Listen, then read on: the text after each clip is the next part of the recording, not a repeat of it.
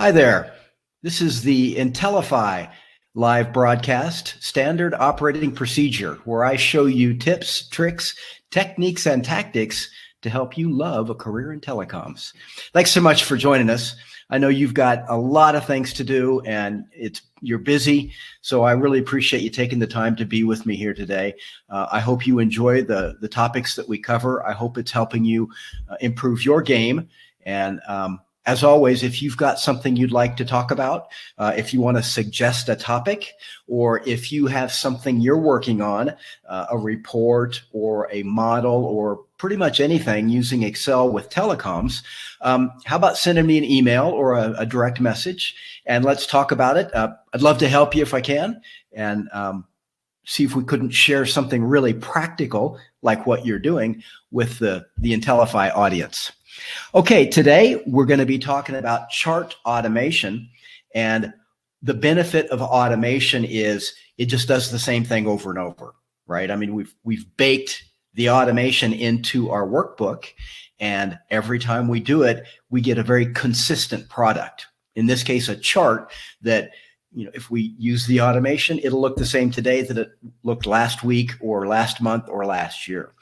So again, my idea is always use just the functions, the basic Excel functions and the menu selections so that you get this automation benefit. I don't teach anything about Visual Basic or VBA or any kind of programming or add-ins or plugins, none of that. Because we're telecom engineers, we want to do telecoms. We don't want to be programmers. There's other people that love that, and that's good for them. But we want to do telecoms, and Excel is simply to help us do better telecoms. It's just a tool. But because we do so many things with it in telecoms, it's really important that we're proficient, that we have a good grasp of the basics. And that's what I show you every week. So today for chart automation, a lot of what I'm going to show you, it's stuff we've done before. So I liked that. I like this as a topic because it reinforces things we've covered before so that you get a chance to get better at them. You already know them, so it's less new stuff that you've got to put your head around every time. And it's something completely new because we haven't done a lot of work with charts. So let's jump right into it. Here I am. I leave this thing up. I should have turned that off. Oh, well. Okay, welcome to the live broadcast, and I'm going to go back to sharing. It's hard, too many things to remember. Too many things to remember. Yeah, I'm going to share. And I'm just going to share my whole screen because that way I can bounce around into some other things and not have to worry about it. Okay, so there's my Excel. This is today's workbook. And here I've also got, this is something, what I'm showing you today is something I actually use myself. And I just thought I'd show it to you because I think it's really useful. I'm sure you're going to use this. I'm going to make that a little wider and a little bigger.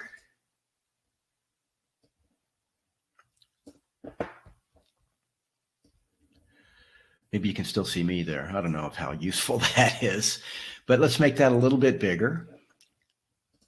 I usually go to 140 because that seems to be something you can read.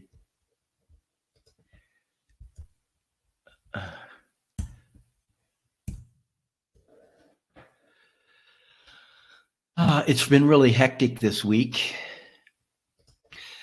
doing this transition.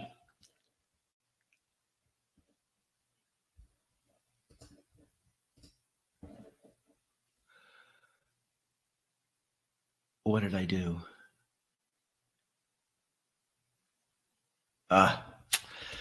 So I tried to clean this up here at the last minute, and I did a terrible job of it, but I can fix this pretty easily.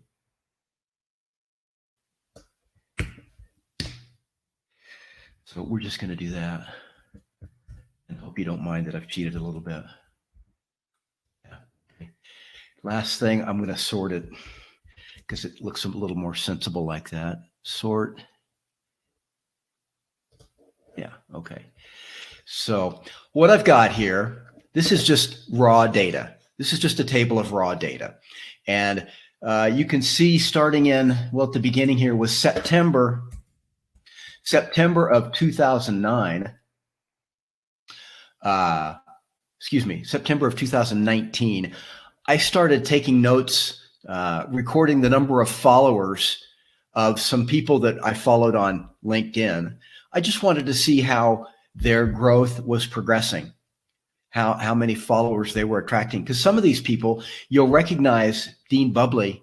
He's quite active on LinkedIn. He publishes a lot of content, very interesting telecom stuff. He's not actually a telecom engineer, but he writes about lots of things in telecom with some interesting perspectives. And this is a whole list of people that do that.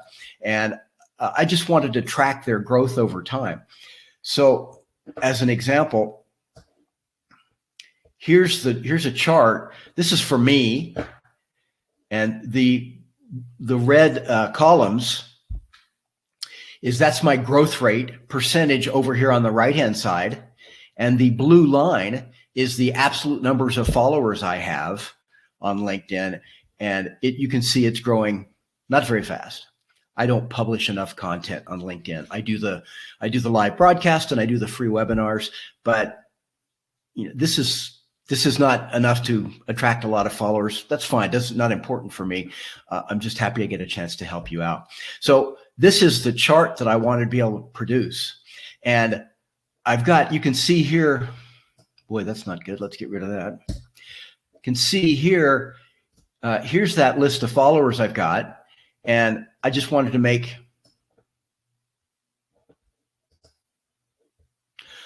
be able to chart what their growth looked like. So go back to our worksheet.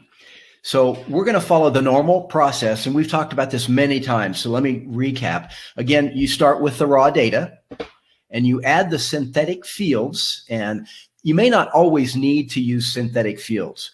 Normally, I think it's true, but you don't have to. Anyway, I've done that. I have two synthetic fields. One is a date. And since I manually type in the date every month anyway, it's not machine generated data. I really don't need a synthetic field for that, but it's my habit, so I did it anyway. And then I also associated the URL for each of these people on the internet. And so those are my two synthetic fields. So remember, the raw data was one, synthetic fields, right?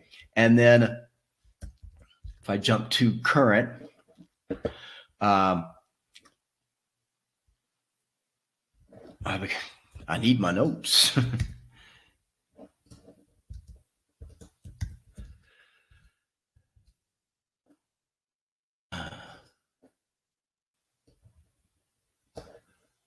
Okay, notes. It's the wrong one anyway. I'm really disorganized. Sorry about this. Here we go. I don't know why I'm so disorganized today. Okay, the raw data, and then we created the synthetic fields, two synthetic fields, both the date and the URL. The URL, you can see, that's a VLOOKUP. Here's my actual list of, I call them influencers. They're my telecom influencers. And I did the lookup against my influencers, the name range. Okay. Okay, so let's see, okay. The next step would be to create your dynamic named range, right? So how about I do this like this? And this is a total repeat, but I just want it to be easy for you. And maybe you ought to give that a number instead of a bullet.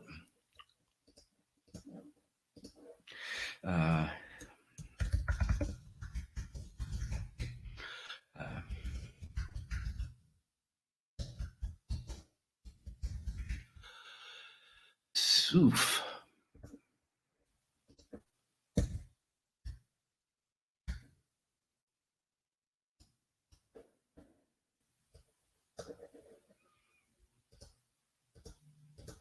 Can you read that okay? So then you add your synthetic fields, create your dynamic name range, And since we're adding data every month, that's why you want this to be dynamic. And I've already done that. I can show you the steps again, formulas. So influencer stats, I called it. And if I click here, you can see it highlights. Yeah, right. So it was just that offset function. Here, let's do this.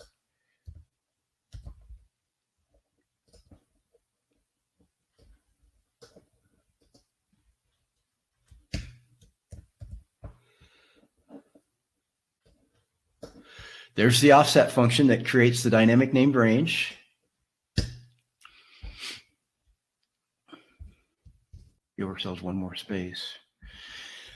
So I've got the offset function, and now I'm ready to create my pivot table. Haven't done that yet, so I will do the insert function.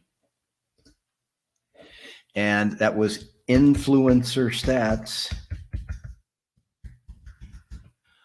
And that's on this worksheet, yeah? Oh, I better make it.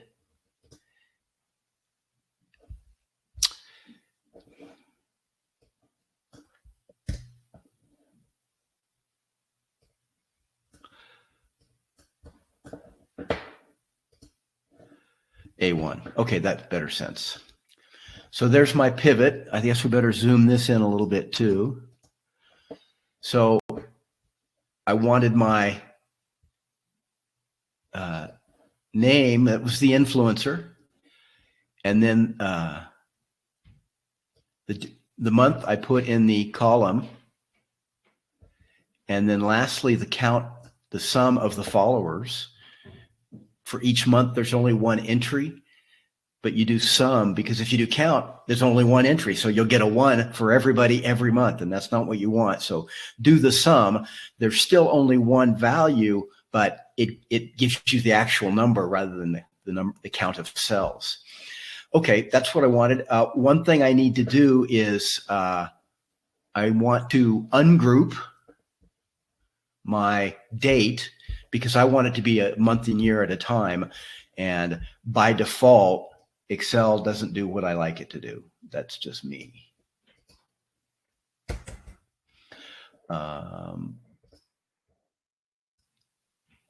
Ungroup. Oh, it's up here. Ungroup. So now I get the month, year, September, October. That's weird. Why do I have 2 Octobers and 2 Junes? Something's not right. Let's take a look at October of 19.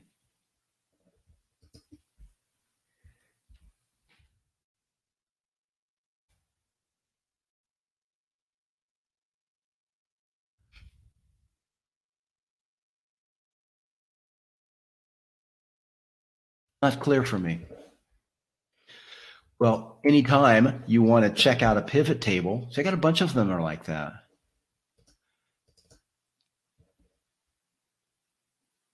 Yeah, Peter Clemens, what's weird about that? 3990 in October of 19.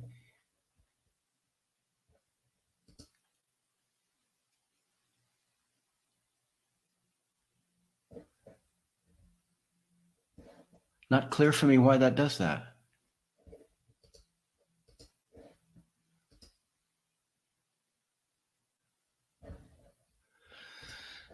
Let's see if we can get away without messing with it, because I don't want to waste the time.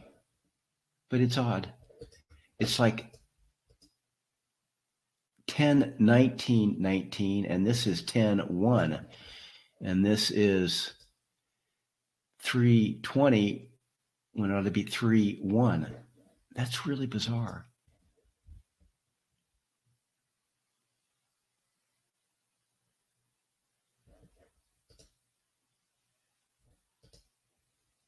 Huh.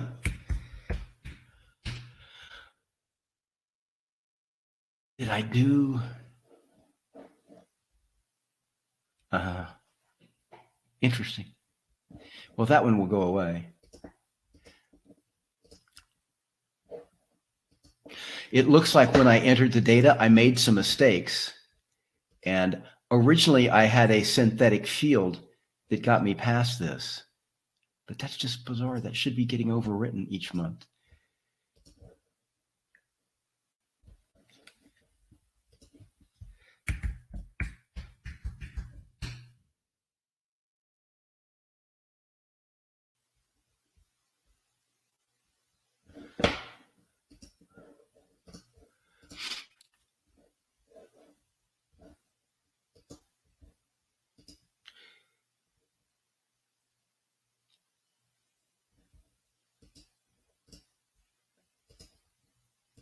Ben Edmund. That's really interesting. Ben was first.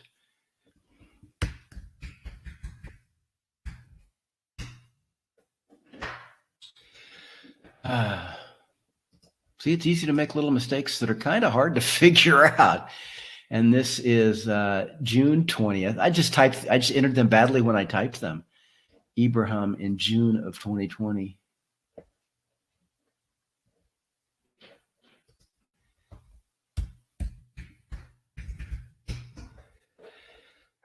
Preferred not to have to figure this out, but there we go. Oh, much better. Okay, so there's our basic pivot table. Hey, I've got my notes over here. So there's my pivot table. And now I think I'll open up a new worksheet to do this. That's weird. What happened was I just typed it badly. And I think in each case, instead of typing 3/1/19, I just did 3/19 for March of 19. Or instead of 3/1, it would default to 2020. It went 3/1/20/2020. Just my bad typing is all it was, but it's fun to be able to figure that out, but it sure wastes time. Okay, backing up here, here's the numbers. Yeah, so let's do a new worksheet, and this is chart data, and I'm gonna have. I generally like to leave my column A.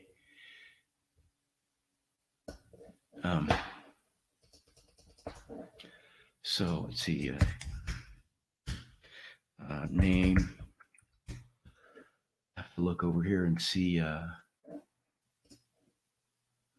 date.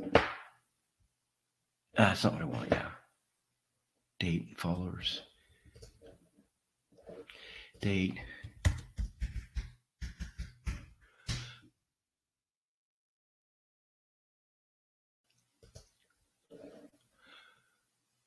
I forget how I did this now.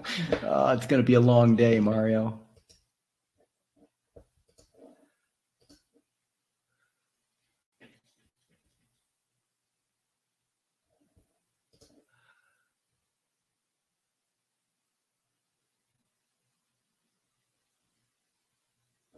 Yeah, we're going to default.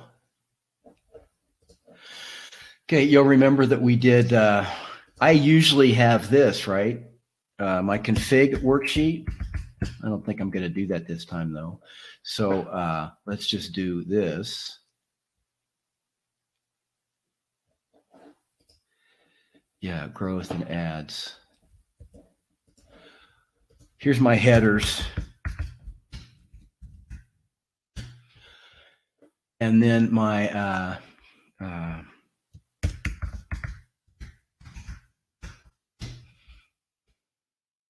remember, we've done this before too, right? This was equals max.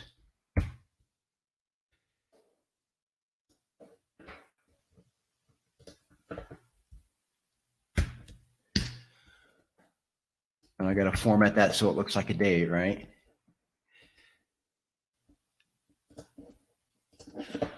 And then I can override that if I want. And this was used. And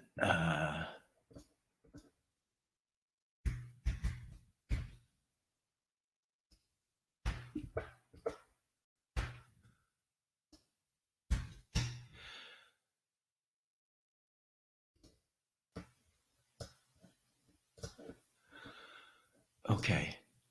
And the override, if I type in something here like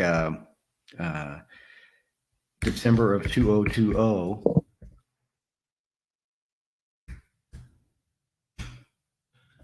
see here, it'll use that, right? Normally I would do this, try and highlight the stuff that can be changed by the user and the stuff that can't. And I tend to assign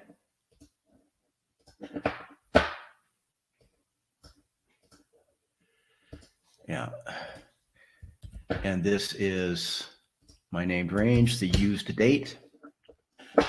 Okay, so let's do this again.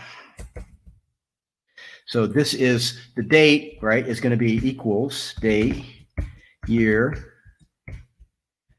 shortcut function F3 used date, right? Comma, month, shortcut function F3 used date. But here I want each of the preceding months, right? So here's where I use my rows function. Remember rows? And we're at B2. I need to anchor that.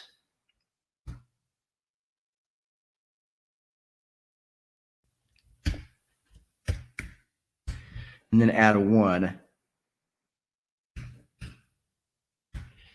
And then the first of the month. That's the day argument, just number 1, yeah. Yep. Use date, missed my month somehow, comma, month, function F3, used date. See if that came out a little bit better. We've done this before. I guess I need another comma.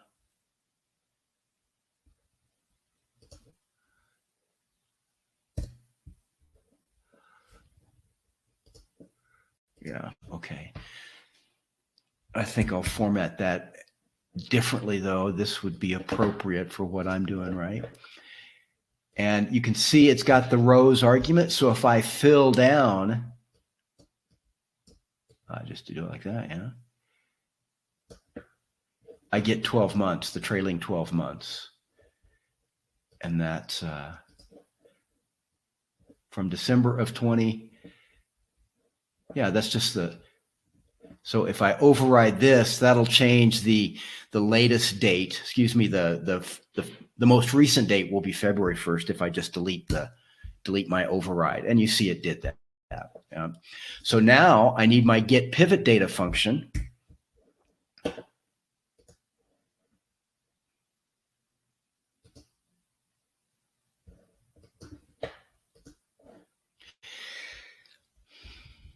How about I do, I'm going to be dancing around here a little bit. I think I always want to see those. So let's do view, freeze the frames. Okay. So I can replace the hard-coded date with my date in the column, right? For Dean Bubley, I wasn't. What's going on with that?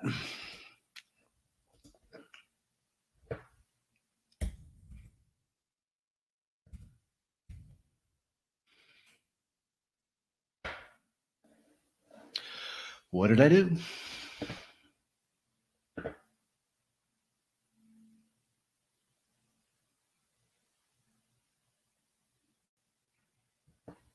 Well, they're all going to be wrong then, huh? Did I not get a value for Dean Bubley in February of 21?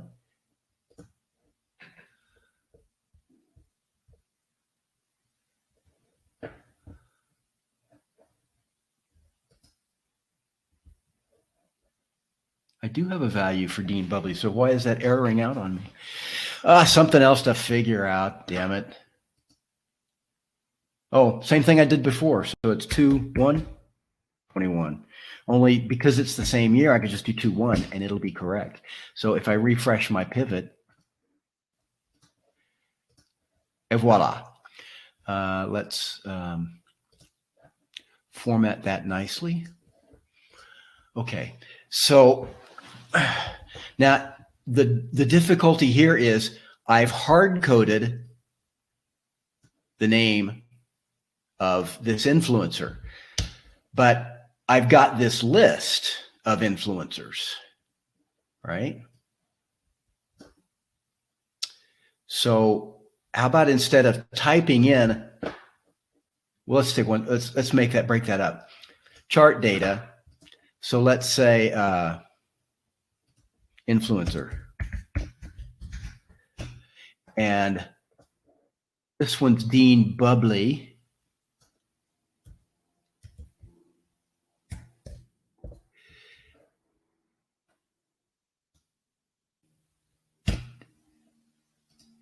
And there's Dean. And now everything's the same. Ha! I need to anchor Dean. Function F4 is the shortcut. There we go. And now when I fill it down, it'll always be this cell. So technically this is a user input. So I make that yellow and I can format the label. Yeah. So now I can, if I type in another name, just to demonstrate here, Ken Schmidt.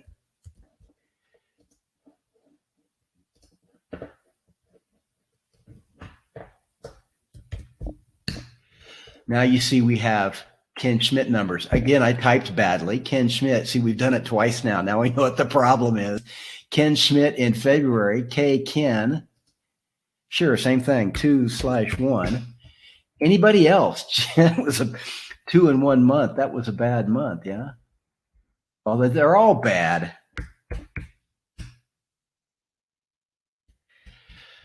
Bad month there, huh? Wasn't paying attention, I guess. You could probably make that easier to see by sorting this so that the most recent month is always next to the name. That might be useful. That shouldn't affect our chart. So now I've already shown with 2 users, 2 influencers, that this column of numbers comes from the date in this column and from the influencer name right there. We can do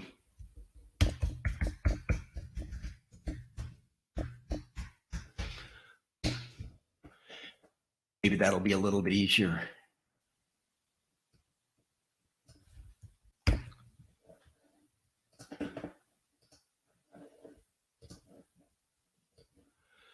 Okay, so again, we've referenced out both the date and the influencer name. But why should I have to type that? Because I have a fixed list of influencers right here, right? And I'm thinking, let's use data validation so that this list appears in place.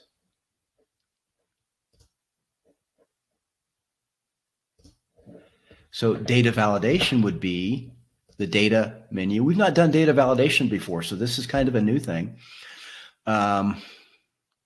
Data validation right there. And now I just want a list, right? And it's going to be the list of influencers, right?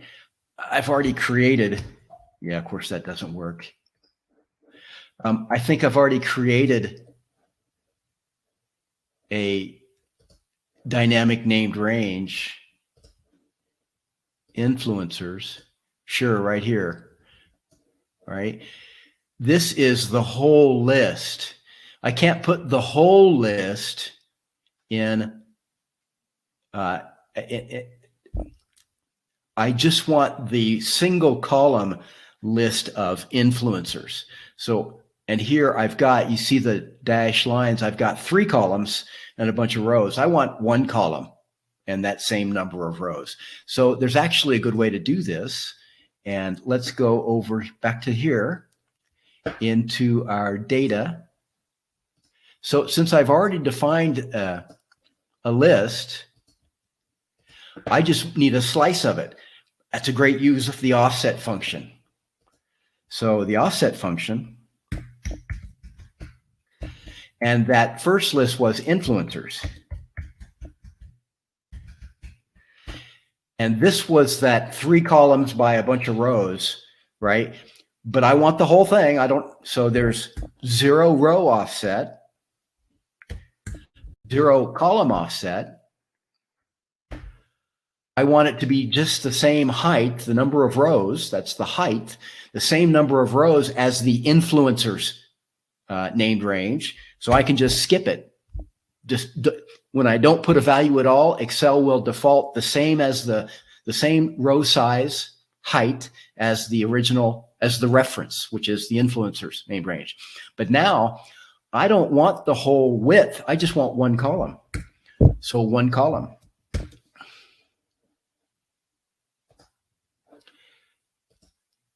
And here you see my list. Now when I select from the list, my follower count changes. There's Dean Buble again. How about yours truly? Is he in there? Yeah. There we go. I've been approaching 16,000 followers for almost a whole year. Been a good year. There's Ben Edmonds. He's at 27,000. Yeah. But so now I've got a dynamic list. Now I've got a dynamic list, and I don't have to type the name. I just click and select it.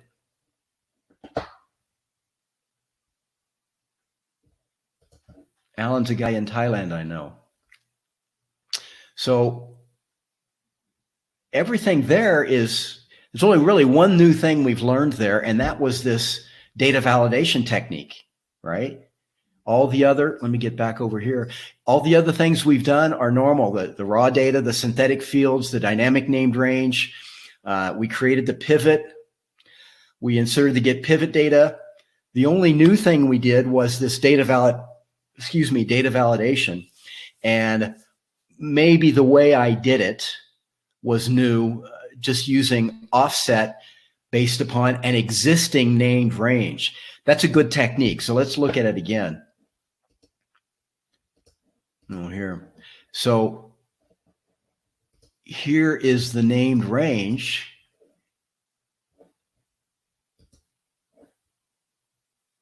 Come on, Excel.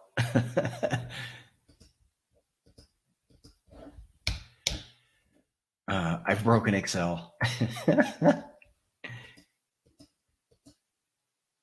Oh, golly. I haven't been saving. I haven't been saving as we've been doing this work.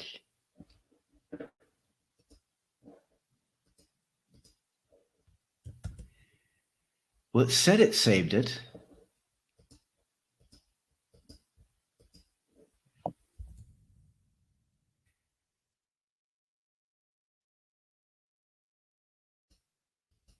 Yeah, I've broken it. I'm going to use my up arrow, and you can see in the upper left-hand corner, it now says I7. I'm on cell I7, but normally it would be, have the border around it, and it doesn't. And now I go down 1 to I8, which is where it says Alan T. Rasmussen. Yeah, I've broken Excel. I use an Apple computer, and all the Microsoft Office products are broken on Apple. They've done a really bad job. Bare minimum functionality works. So I'm going to quit that and see if that will allow me to start over. Save. Okay. Let's hope we got lucky. It's really frustrating using I had the same thing while I'm waiting on it to recover here. Gosh darn it.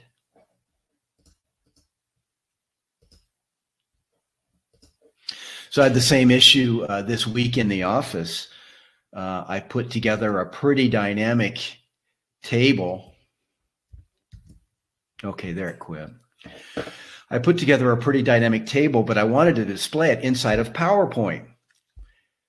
But as I said, the Microsoft Office applications are really broken on Apple. For my office, for my job, I also use an Apple. I've got a MacBook Pro. This is an iMac here in my home. And same problem.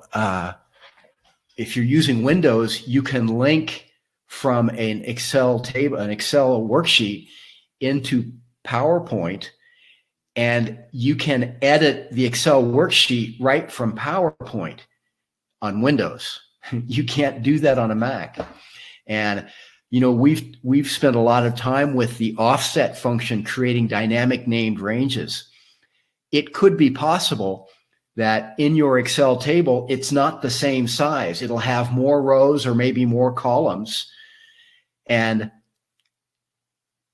if you link to that from Excel into PowerPoint, if you link it by the range, you know, A1 to B to C3 or whatever, and the range changes in the table, you have to copy and paste it again.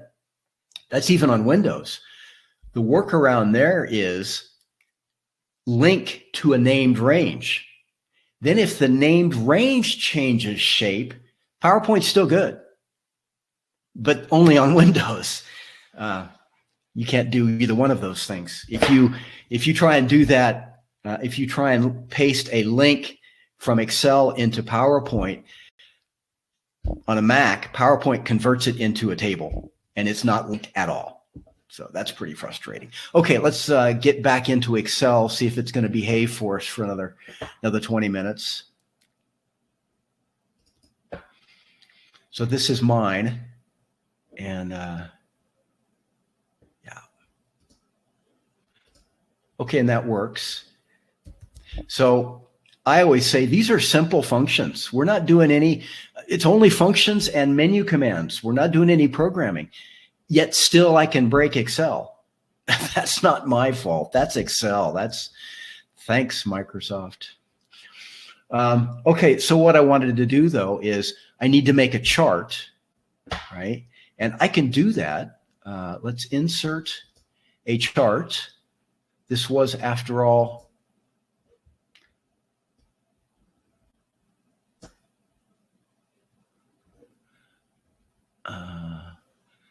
followers was, I use that as a line, right? So let's just do a line.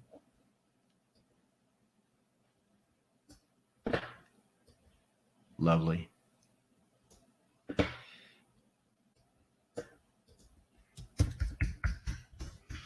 So this is about chart automation.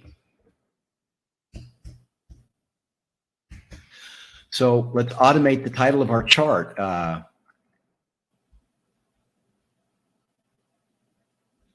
I forget what I called it. It's really been a long week. I'm so sorry. I'm going to look at what I called it over here. Don't update. Okay, we'll just do that.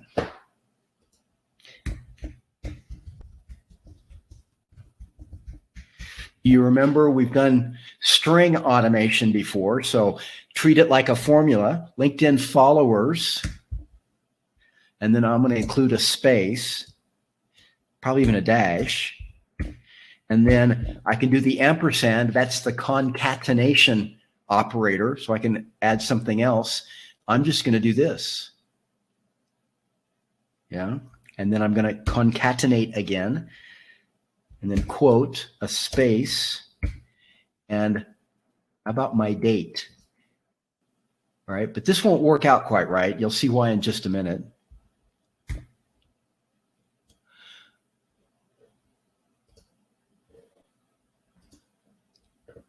Oh, close my quote.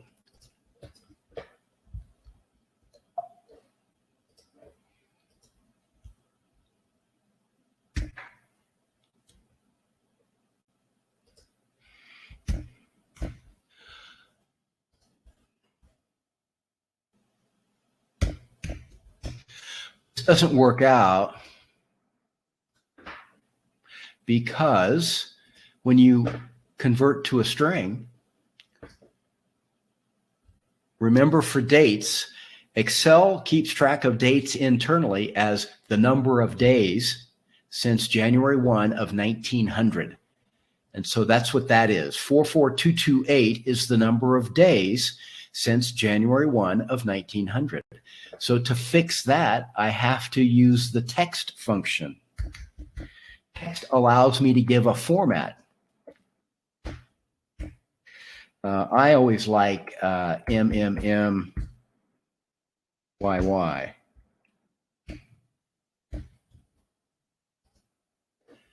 February 21, and I can link my title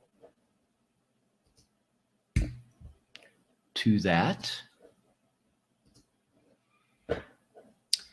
And let's give it my favorite colors. And now my title changes. Do we have Tariq Amin? Because he's been rocking. There's Tariq Amin. So technically I'm done now. Normally I would want to do, where's my format? Normally I would want to do a major axis of 3. And where's the text?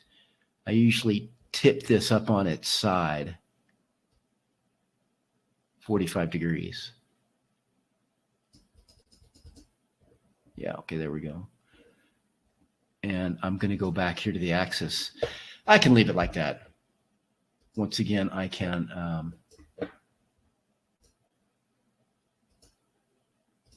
make it a little bit bigger. Because the line is blue, the original chart had both an absolute value plus a percentage, and you can't usually chart them on the same vertical axis.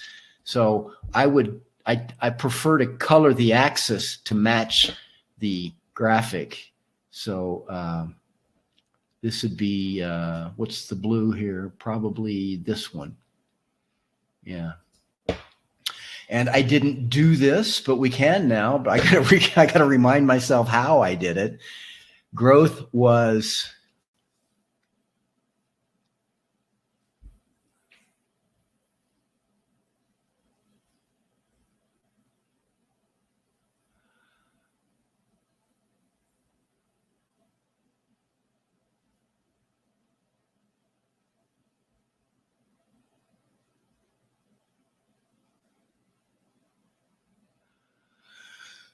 I don't know how I did that.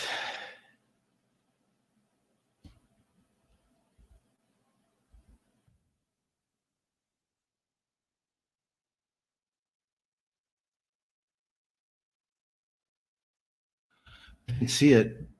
I don't know why it works. It's been a rotten week, Mario.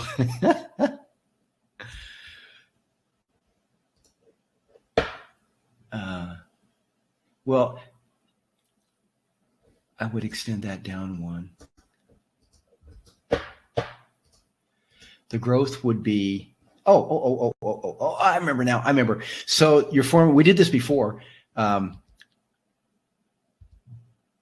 formula, it's nice in Excel. How can I show you this easily? Let's see if we can do this.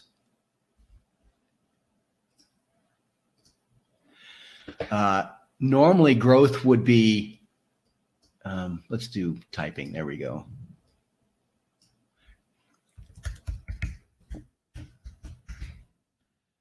The way I would think about this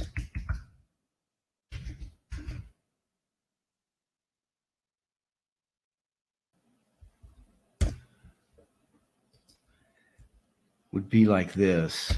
This is just the way I learned.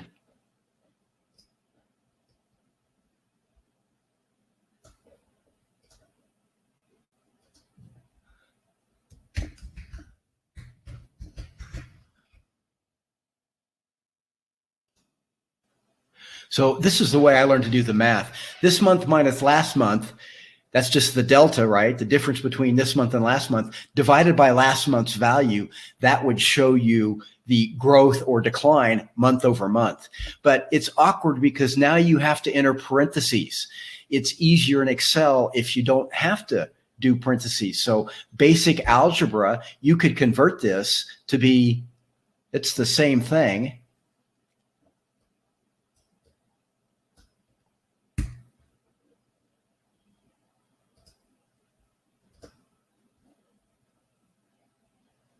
Can I move this at all?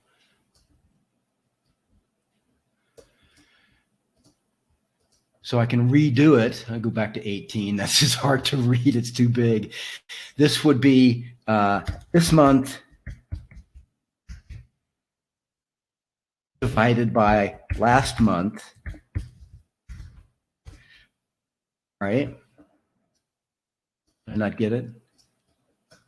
Lovely.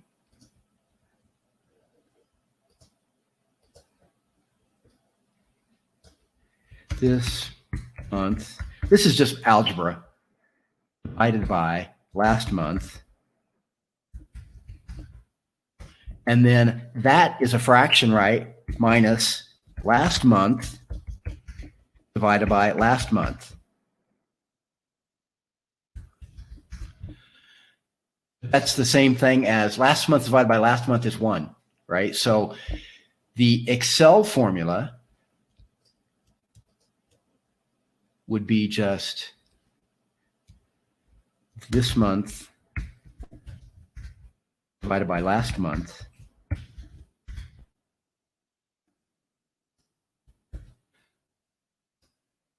minus 1. So this is what my formula would look like. This month divided by last month minus 1, no parentheses, which is good in Excel. So let's go back. You got that? Because I'm going to make it I'm going to go back to sharing now. Yep. So now let's do that back here in Excel. I probably have to stop sharing so you get to see that. Yeah. Okay. I'm going to kill this. Sorry. Boop. Huh. Okay. Can you see Excel now? Rats. Sorry about that. What's the last thing you remember? See what we got here. Can you see my workbook now?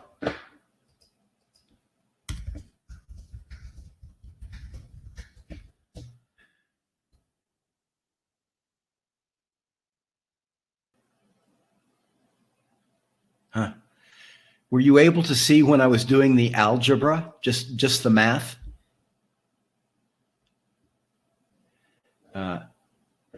Actually, I can do it. How about like this?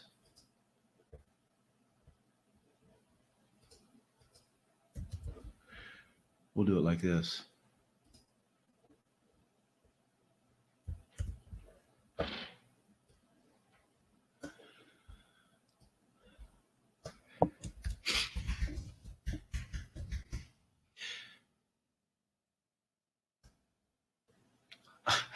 Fucking Excel. Okay, so let's do some Excel algebra. Normally, so the normal value to calculate a difference between this month and last month would be this month divided by last month. Sorry.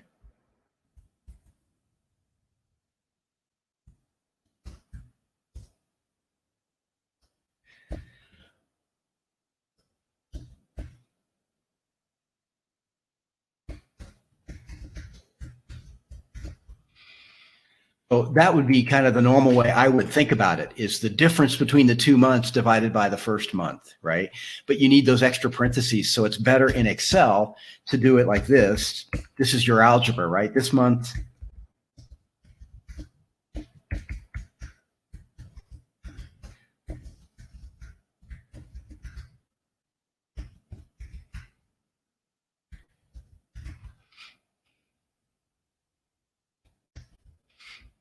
And if you then just kind of rationalize that, last month divided by last month is 1, so you get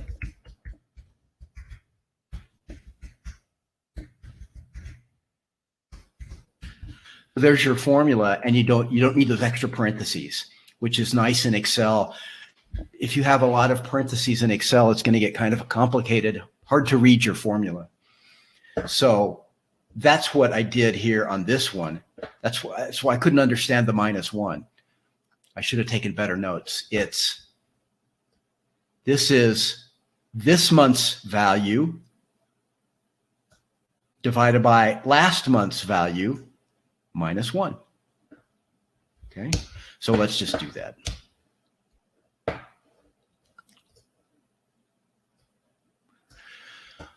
So equals this month's value divided by last month's value -1. And that's a percentage.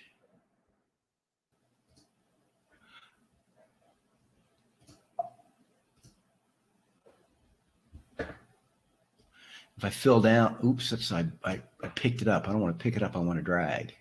There we go. If I go all the way to the bottom, I get errors because there's no data here. So that will be true because for some of these people, I didn't record their count 12 months ago. So we need to wrap that in the if error function.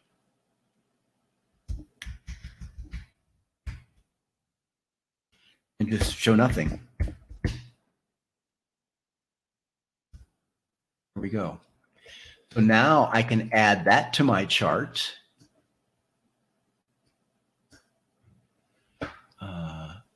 Click my chart design, and select data. I want to add, oh, I didn't name this series. This is followers.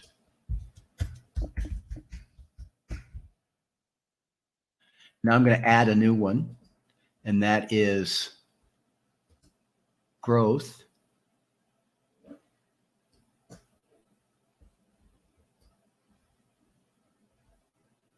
I think this is the last one. That's 12, yeah. And then my horizontal axis is always the same. I'm going to select that and then put it on the format data series. Secondary axis. If you use Excel on Windows, it's so much easier. It's really disappointing.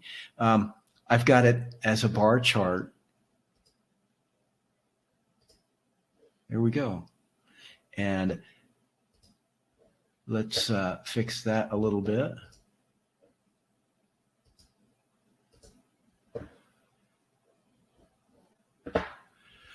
What do you think? That's pretty much the original one. This was Tariq Amin. He's the CTO of Rakuten in Japan. Actually wanted the other one.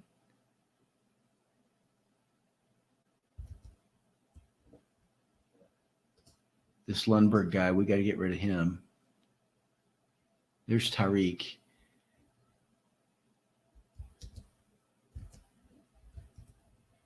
Pretty similar, yeah? Here we go. What was the ads? That's an absolute, and that's not going to work. I think that's why I didn't have it charted, because if you have 30,000 followers, even if you add 1,000 in a month, that's so much smaller. You can't show all three, you know, two absolute values and a percentage. You can't show all three on one chart if the two absolutes are widely different. It just doesn't work like that. Okay, so what do you think? Any questions? That's really pretty much what we did. I think the key things we did was added the data validation list, right? So that the data validation list means I can pick the influencer's name from this list, and every chart for every influencer, right? Identical. Because it's the chart configuration is not changing. All I'm doing is changing the data. And the way I think of this is that it's almost like you're sitting on a train, and the window of the train car itself, that's the chart. The data that you see through the window, on the train it's going by. That's the way we've structured this. So I can pick the view through this window, through this chart, right? That's my window. And by selecting an influencer, I get a different view, right? So the window hasn't moved. The formatting of the chart, it's the same. I just change the data that I perceive through that window. Does that make sense? Okay. Yeah, please do give this a try, Mario. And again, if you need any help or have any questions, ping me. I should tell you that my email address has changed.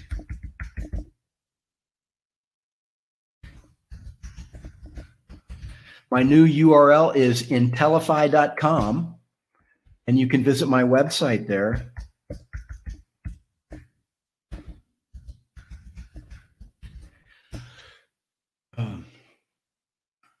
What else? Oh, I wanted to tell you we're having that network slicing.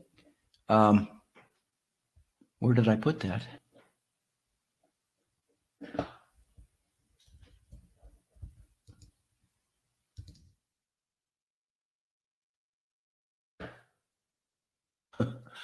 Dynamic. I'm going to kill this. It's making me crazy. There we go.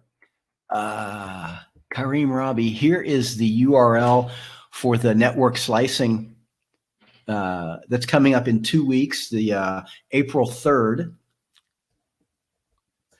You'll have to register for that, but it's free. And yeah, just ping me if you have any questions. Send me an email or DM me, and we'll be good. It's Sunday. I think it's still pretty early in the day for you. So have a great Sunday and a nice weekend, and we'll see you next time. Thanks a lot.